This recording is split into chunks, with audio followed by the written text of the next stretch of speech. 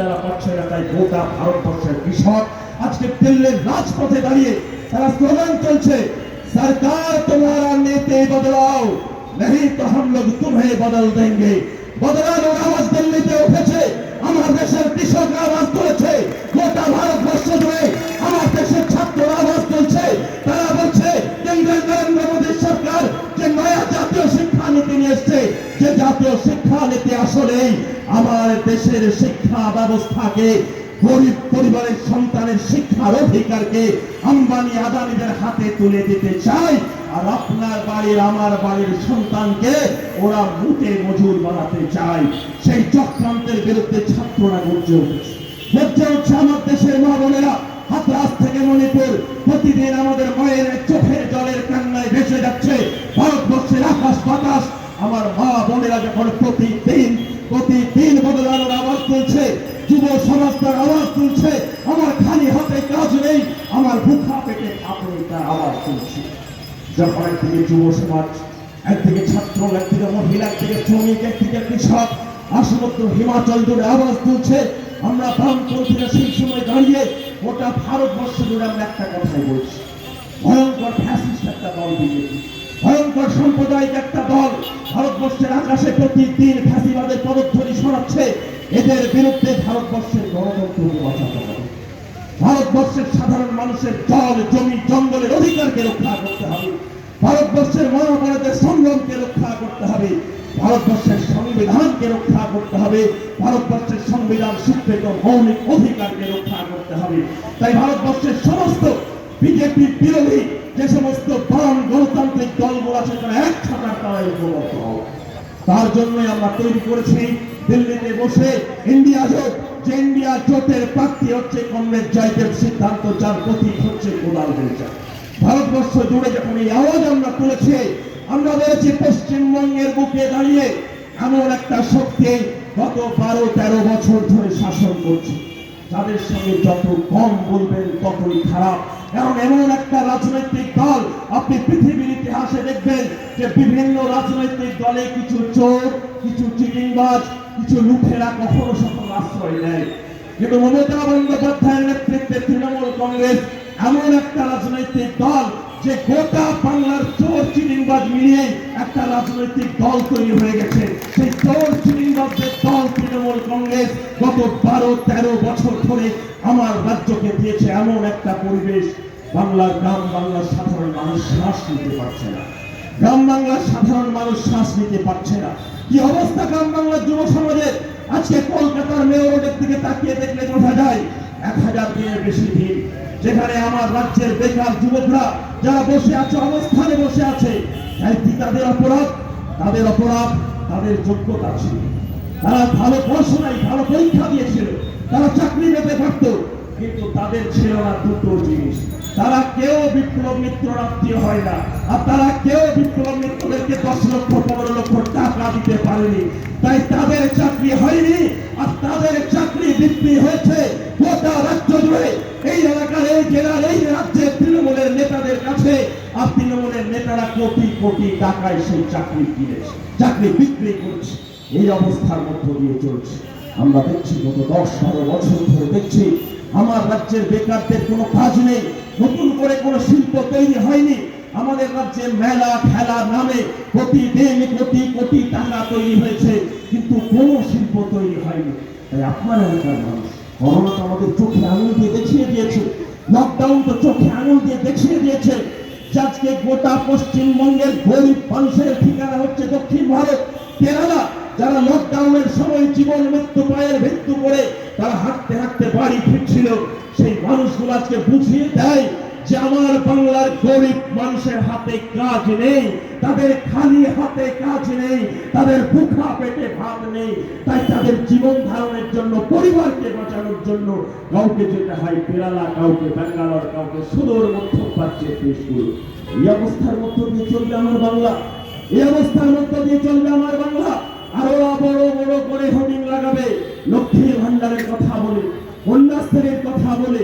লক্ষ্মীর ভান্ডারের টাকা মমতা বন্দ্যোপাধ্যায় নিজের বাড়ির টাকা দেয় না, অভিষেক বন্দ্যোপাধ্যায়ের কয়লা চুরির টাকা থেকে দেয় না, আপনার আমার ট্যাক্সের টাকা থেকে দেয়। মা বোনেদের অধিকার, মা বোনেদেরকে দয়া করে না, কিন্তু লক্ষ্মীর ভান্ডারে টাকা দেয় বলে, লক্ষ্মীর ভান্ডারে 500 টাকা, 1000 টাকা, 1200 টাকা দেয় বলে ওই সন্দেশখালী শাহজাহান শিবু সর্দাররা আমার বাংলার মা বোনেদের শরীরের উপর অধিকার জন্মায় না। তাই আজকে নির্লজ্জ নিকৃষ্ট দল তৃণমূল কংগ্রেস, যারা আমার মা বোনেদেরকে সম্মান দিতে জানে না, মা বোনেদের ইজ্জত নিয়ে প্রতিদিন ছিনিমিনি খেলছে, তাদের বিরুদ্ধে রুখে দাঁড়াতে হবে, তাদের বিরুদ্ধে রুখে দাঁড়াতে হবে। রুখে দাঁড়ানো ছাড়া কোনো বিকল্প পথ নেই। সেই জায়গায় দাঁড়িয়ে থেকে আপনাদের আসন্ন নির্বাচন, একদিকে তৃণমূল কংগ্রেস, একদিকে বিজেপি, এই দুটো অপশাসককে ছুড়ে ফেলতে, অপশাসককে নির্বাচনের ময়দান করে হারাতে হবে, পরাজিত করতে হবে। আর সংসদে বামপন্থীদের সংখ্যাকে বৃদ্ধি করতে হবে। ওরা বলবে ওরা আপনাকে বলবে, কেউ কেউ বলবে যে পশ্চিমবঙ্গের বিধানসভায় বামপন্থীরা শূন্য, পশ্চিমবঙ্গ থেকে লোকসভায় বামপন্থীরা শূন্য। কেউ কেউ বলবে তৃণমূলকে হারাতে বিজেপিকে ভোট দাও, কেউ কেউ বলবে বিজেপিকে হারাতে তৃণমূলকে ভোট দাও। আপনারা সাধারণ মানুষ, আপনাকে ভাবতে হবে এই নির্বাচনের প্রাক্কালে দাঁড়িয়ে ভারতবর্ষের এই নির্বাচনের যতগুলো বড় বড় ইস্যু আছে, তার মধ্যে অন্যতম একটা ইস্যু আপনাদের চোখের সামনে এসেছে, ইলেকটোরাল বন্ড। যে ইলেকটোরাল বন্ডের শব্দটা একটু কঠিন শব্দ, গ্রামের সাধারণ মানুষ বুঝতে পারে না। ইলেকটোরাল বন্ড হচ্ছে আসলে গরিব মানুষের কাছে ইলেকটোরাল বন্ডকে যদি এক লাইনে ব্যাখ্যা করতে হয়, আসলে হচ্ছে এটা মোদি জমানায় কর্পোরেট হাউসের কাছ থেকে তোলা আদায় করা, কাটমানি আদায় করার একটা আইনি পরিভাষা। সে আইনি পরিভাষা যখন 2019 সালে আমাদের দেশের পার্লামেন্টে দাঁড়িয়ে যখন বিজেপি পাস করছিল, সেই সময় বামপন্থীদের সংসদ সংখ্যা ছিল মাত্র 6 জন। 6 জন বামপন্থী এমপি পার্লামেন্টে দাঁড়িয়ে বলেছিল যে ইলেকট্রাল বন্ডের টাকা, যেটাকে আইনের পরিভাষায় আপনি শেষ দিতে চাইছেন, এটা হচ্ছে আসলে কর্পোরেট তোলাবাজি। এই আইন পার্লামেন্টে পাশ করানো যাবে না। কিন্তু আমরা তো ছিলাম মাত্র 6 জন। বামপন্থী সাংসদদের কণ্ঠ অমিত শাহের গর্জনের সামনে স্ফীত হয়ে গেছিল। সেদিন ওরা বলেছিল আমাদের কাছে সংখ্যা আছে, আমাদের কাছে সংখ্যাগরিষ্ঠতা আছে। সংখ্যাগরিষ্ঠতার অধ্যক্ষ দিয়ে সেদিন পার্লামেন্টে ইলেকট্রাল বন্ড সেদিন পাস করেছিল। আর আমরা সেদিন পার্লামেন্টে 6 জন বলেছিলাম যে পার্লামেন্টে তোমার সংখ্যা আছে, কিন্তু ভারতবর্ষের রাস্তা তোমার বাপের না। সেই রাস্তা জুড়ে বামপন্থীরা লড়াই করবে, তোমাদের মুখোশকে খুলে বের করবে। 5 বছর পর একদিকে বামপন্থীদের নেতৃত্বে সুপ্রিম কোর্টে লড়াই হয়েছে। যে লড়াইয়ের মধ্য দিয়ে আজকে প্রমাণ হয়েছে ভারতবর্ষের আকাশে বাতাসে প্রায় 13,000 কোটি টাকা, 13 কোটি নয়, 13,000 কোটি টাকা, 13,000 কোটি টাকার ইলেকট্রাল বন্ড বিভিন্ন রাজনৈতিক দলকে কর্পোরেট হাউস দিয়েছে। তার বেশিরভাগটাই বিজেপির কাছে। 1 নম্বরে বিজেপি, 2 নম্বরে তৃণমূল কংগ্রেস। আর ইলেকট্রাল বন্ডের টাকা বিজেপি তৃণমূল পাওয়ার পরে আপনারা কি পেয়েছেন তার বিনিময়ে?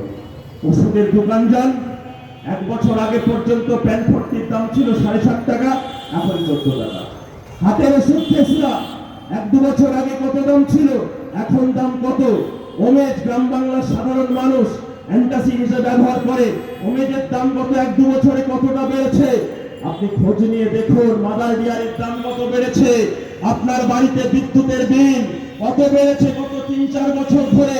কারণ এই ওষুধের কোম্পানিগুলো, বিদ্যুতের কোম্পানি সঞ্জীব গোয়েঙ্কাদের কাছে কোটি কোটি টাকা বিজেপি আর তৃণমূলের ফান্ডে জমা হয়েছে। আর তার বিনিময়ে ওরা প্রতিদিন আপনাকে, আমাকে, সাধারণ মানুষকে শোষণ করছে। এই অবস্থার মধ্যে যারা আমাদের কথা শুনছে তাদের অনেকেই বামপন্থীদেরকে পছন্দ নাও হতে পারে, আমাদেরকে আপনারা অপছন্দ করলেও করতে পারেন। কিন্তু একটা কথা ভাববেন না, এই নির্বাচনের প্রাক্কালে দাঁড়িয়ে 13,000 কোটি টাকা যখন ভারতবর্ষের আকাশে উড়ে বেড়াচ্ছিল, কোন রাজনৈতিক দলের কাছে 1,000 কোটি, কারো কাছে 6,000 কোটি টাকা, এখানে দাঁড়িয়ে আমরা বামপন্থীরা এখানে একটা টাকা এই কর্পোরেট হাউসের কাছ থেকে আমরা বামপন্থীরা নিইনি। এটাই হচ্ছে বামপন্থার গর্ব, এটাই হচ্ছে লাল ঝান্ডার গর্ব। গর্ব শুধু সেখানে নয় বন্ধু, আজকে আমরা টাকা নিইনি বলেই আমাদের মাথার টিকিটা আম্বানি আদানিদের কাছে বাঁধা নেই। তাই আপনি যদি আগামী 26 তারিখ কমরেড জয়দেব সিদ্ধান্ত বের দেন, কমরেড জয়দেব সিদ্ধান্তকে যদি ভোট দিয়ে দিল্লির পার্লামেন্টে পাঠান, আমাদের কোনো আমদানি আদানির কাছে দাসখত লেখা থাকবে না। দাসখত লেখা থাকবে, দায়বদ্ধতা থাকবে বালুরঘাট লোকসভার মানুষের কাছে, প্রতিরামের মানুষের কাছে। তাই আপনাদের যন্ত্রণার কথাটাই জয়দেব সিদ্ধান্ত পার্লামেন্টে গিয়ে বলবে। জয়দেব সিদ্ধান্ত পার্লামেন্টে গিয়ে বলবে যে কাজ গত 5 বছর ধরে সুকান্ত মজুমদার করতে পারেনি, এই হিলি বর্ডারে যদি একটা আন্তর্জাতিক মানের স্থলবন্দর তৈরি করা যেত, তার মধ্য দিয়ে এই জেলার অজস্র মানুষ কাজ পেত, সেই কাজটা সুকান্ত মজুমদার পার্লামেন্টে বলতে পারেনি, অর্পিতা দেবীরাও বলতে পারেনি। আপনাদের ভালোবাসা পেলে কমরেড জয়দেব সিদ্ধান্ত পার্লামেন্টে বলবে। কমরেড জয়দেব সিদ্ধান্ত পার্লামেন্টে গিয়ে বলবে যে দক্ষিণ দিনাজপুরের সেচ ব্যবস্থার উন্নতির জন্য এখানকার নদীগুলোর পরিকল্পনা করতে হবে। জয়দেব সিদ্ধান্ত পার্লামেন্টে গিয়ে বলবে বালুরঘাটের মতো একটা পিছিয়ে পড়া জেলা দক্ষিণ দিনাজপুরের মতো এখানে কেন কেন্দ্রীয় বিশ্ববিদ্যালয় হলো না? এখানে বামপন্থীরা শক্তিশালী হলো। মমতা বন্দ্যোপাধ্যায় যে বিশ্ববিদ্যালয়ের কথা ঘোষণা করে গেছে, যে বিশ্ববিদ্যালয় এখনো পর্যন্ত কোন বিল্ডিং এ ক্লাস হবে তা ঠিক হচ্ছে না। বামপন্থীরা শক্তিশালী হলে অবিলম্বে সেই উপযুক্ত পরিকাঠামো গড়ে বিশ্ববিদ্যালয় হবে, এই জেলায় মেডিকেল কলেজ হবে। আপনাদের জন্য, আপনাদের সেবায় নিবেদিত প্রাণ বামপন্থীদের থাকবে। তাই বলবো আগামী 26 তারিখ কোনো রকম দ্বিধাদ্বন্দ্ব না রেখে, কোনো দ্বিধাদ্বন্দ্ব রাখবেন না বন্ধু। আপনারা বিশ্বাস করেন, আপনারা বিশ্বাস করেন যদি বিপ্লব মিত্র এখানকার সাংসদ হয়, দিল্লি যাওয়ার পরে একটা দুটো লাড্ডু পাওয়ার সাথে সাথে বড় ফুলে আবার ছাপ দেবে না, সেটা আপনারা কেউ বিশ্বাস করেন? আমি মনে করি আপনারা কেউ বিশ্বাস করেন না। আপনাদেরকে ভাবতে হবে বিপ্লব মিত্রকে ভোট দিয়ে বিজেপিকে আটকানো যাবে না। আর সুকান্ত মজুমদারকে ভোট দিয়ে, কে সুকান্ত মজুমদার? নিজের দল তার কথা শোনে না। তারপরে নেতা হচ্ছে শুভেন্দু অধিকারী, সে যা বলবে সুকান্ত মজুমদারকে শুনতে হবে। আর এই শুভেন্দু অধিকারী হচ্ছে সেই শুভেন্দু অধিকারী, যে শুভেন্দু অধিকারী যখন তৃণমূল কংগ্রেসের নেতা ছিল, গোটা পশ্চিমবঙ্গে লুঠের পঞ্চায়েত বানানোর অন্যতম কারিগর, যে চাকরি দুর্নীতির কথা বলছেন পূর্ব মেদিনীপুর, পশ্চিম মেদিনীপুর, পুরুলিয়া থেকে শুরু করে মুর্শিদাবাদ, মালদহ, এই 5টা জেলায় যত চাকরি চুরি হয়েছে সবের মাথা হচ্ছে শুভেন্দু অধিকারী। টিভির পর্দায় দেখেননি? মাত্র 1 লক্ষ 1.5 লক্ষ টাকা খবরের কাগজ মরিয়ে পকেটে ভরছেন। এটুকু লোক যে সামলাতে পারে না, 1000 কোটি টাকার দুর্নীতির বিরুদ্ধে শুভেন্দু অধিকারী লড়াই করবে? পারবে না বন্ধু। আপনাদেরকে বলবো, এখনো যারা এই জেলায় বামপন্থী রাজনীতির সঙ্গে যুক্ত আছেন, যারা এখনো বিশ্বাস করছেন তৃণমূল বিজেপিকে হারানো যায়, আপনারা অনেক কঠিন দিন পার হয়েছেন। আমরা জানি 2018 সালের পঞ্চায়েত নির্বাচন, যে সময়ে দাঁড়িয়ে মমতা বন্দ্যোপাধ্যায়ের নির্দেশে একজন পুলিশের পোশাক পরে একটা দালালকে জেলার এসপি হতে পাঠানো হয়েছিল। প্রসূন বন্দ্যোপাধ্যায়, যে প্রসূন বন্দ্যোপাধ্যায় শপথ নিয়েছিল এই জেলার মাটিতে লাল ঝান্ডাকে খতম করবে, আজকের এই প্রতিরামের বাজার প্রমাণ দিচ্ছে প্রসূন বন্দ্যোপাধ্যায় তার দালালি আজকে প্রমাণ হয়েছে। পুলিশের উক্তি ছেড়ে তৃণমূলের ঝান্ডা ধরে আজকে উত্তর মামলায় প্রাপ্তি হয়েছেন। আর আপনারা বামপন্থীরা কেস খেয়ে, মিথ্যা মামলা খেয়ে এখনো লাল ঝান্ডা আঁকড়ে ধরে রাস্তা জুড়ে মিছিল তুলছেন, রাস্তা জুড়ে মানুষের জন্য লড়াই তুলছেন। আগামী 26 তারিখ পর্যন্ত নিজের বুথে এই লড়াইটাকে নিয়ে যান। আগামী 26 তারিখ পর্যন্ত সেই লড়াই হবে। আগামী দিনে দক্ষিণ দিনাজপুরের হারিয়ে যাওয়া বামপন্থী আন্দোলনের লাল ঝান্ডাকে আবার উঁচু করে তুলবার শপথ নেওয়ার দিন আগামী 26 এপ্রিল আসছে। দিন সকাল সকাল নিজের বুথে গিয়ে কোদাল বেলচায় ভোট দিন। এই কাজ আপনারা করবেন, সে আশা আহ্বান রেখে সকলকে সংগ্রামী অভিনন্দন জানিয়ে আমার আলোচনা শেষ করছে। ইনকিলাব জিন্দাবাদ, বামপন্থী ঐক্য জিন্দাবাদ।